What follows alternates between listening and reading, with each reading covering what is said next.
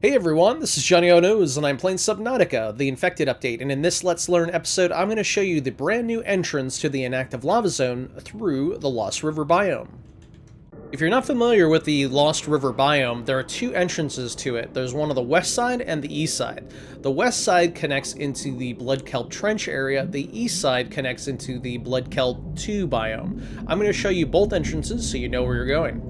The Blood Kelp Trench entrance can be found right next to Rec 8, which is the Blood Kelp Trench rec, at negative 1220, negative 288, and negative 366.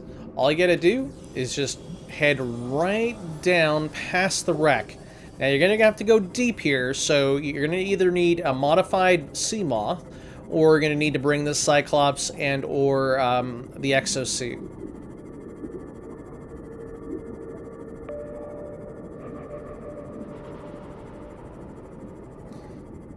You're going to see a nice big opening heading to the east. And you'll know you're going in the right direction by the fact that you see kind of like this green haze. So there we go. We are now in the Lost River biome on the west side. The east side entrance can be easily found if you've been following the radio transmissions and you found yourself over to the, oh god, Life Pod 2, which is over at negative 490, negative 493, 1338. And just start heading kind of southwestish, or kind of more west-west-south. You'll eventually find your way into the eastern entrance here. Just keep on going through this gigantic chasm. And like you saw in the west side, the water will start to turn like a little bit of a light green. A good call out are these kind of tendrils that attach from top to bottom here. And there you go. There is the eastern entrance to the Lost River. So if you're venturing here for the first time, it's highly suggested to bring both the Cyclops and the prawn suit. Now, both entrances have both their pros and cons for kind of moving this behemoth of a Cyclops through it. The west side is very tight to be able to get the Cyclops through the trench, but as soon as you're inside the Lost River, it actually opens up quite a bit. Now the east side entrance, excuse me, Mr. Crab Squid. The east side is really open in the beginning, but then you run into a bunch of different trees and all sorts of flora that's in the way of your trek. So definitely both sides are fine. It really depends on kind of where your base is and where your refueling station is at for the Cyclops. Now, go ahead and just keep on moving inside the Lost River. If you're coming in from the west, which is what I'm doing here, you're eventually going to run into kind of the ribs section. And I know if you've played the earlier updates, you're probably going to be familiar with the ribs. Here we go. So just keep on trucking until you see kind of like a skeleton of some sort from one of the deep sea animals that have died down here. So the skeleton that you're looking for is this one right here. It kind of appears in the middle of the Lost River and acts kind of as a waypost for you. If you continue to kind of the northeast, you'll continue along the Lost River. But if you head a little bit to the west and proceed this way, you're going to eventually run into a pretty awesome looking tree. Here it is right there. This is going to be your second waypoint for kind of figuring out where you need to go to the Inactive Lava Zone. So just keep on trucking in that direction and go past the tree and you'll eventually see a waterfall.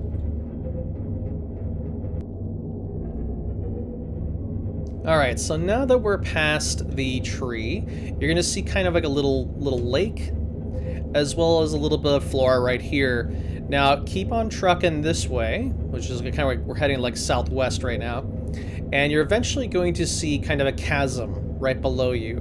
Now, this may seem like a tight fit, and it's because it is, but if you can kind of move your Cyclops just along with the chasm, you can slowly make your way down. You'll see this cool waterfall here. And just go right through the waterfall. and follow the cavern down, and you'll eventually make your way to the inactive lava zone. And start to see that all the landscape is starting to change a little bit. We're not there yet. Just keep on heading down. And this is what I like so much about this route, is that not only able to see some kyanite already here, as well as some sulfur. You can see it right there. So if you're just here to get kyanite and sulfur, this is a great place to come in from. But if you keep venturing forward, you eventually make it to the throne room where the thermal generator is at, or the precursor thermal generator is at. All right, so we are now in the inactive lava zone chamber. So at this point, you can get more kyanite, you get more sulfur. You can play with the dragon leviathan that's down here. Let's see if we can find him. Now, the Cyclops can't really be damaged as of the infected update by the Dragon Emperor or the Dragon Leviathan that's down here, but he can really throw you around. It's not to say that he can't throw your Cyclops around and make it really difficult for you to drive. But yeah, now you can go to all the different places that are down here, including the precursor thermal generator, which I think there's an entrance right there.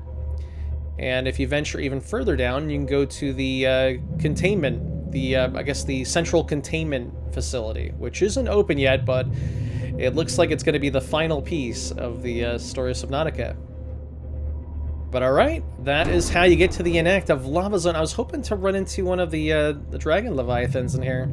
Let me skip ahead until I can find him. Alright, there he is. So yeah, you can say hello to the happy denizens that are around here. So like I said, he can't damage the Cyclops, but he can definitely throw you around, make it difficult for you to drive. But anyways, that is how to get to the inactive lava zone through the new entrance. That's over at the Lost River through the waterfall. If you have any questions about Subnautica or any of the other games that I support, please go ahead and leave your questions in the comments section below. Thanks so much for watching, folks. This is Johnnyonoes playing Subnautica. I'll see y'all in the next episode.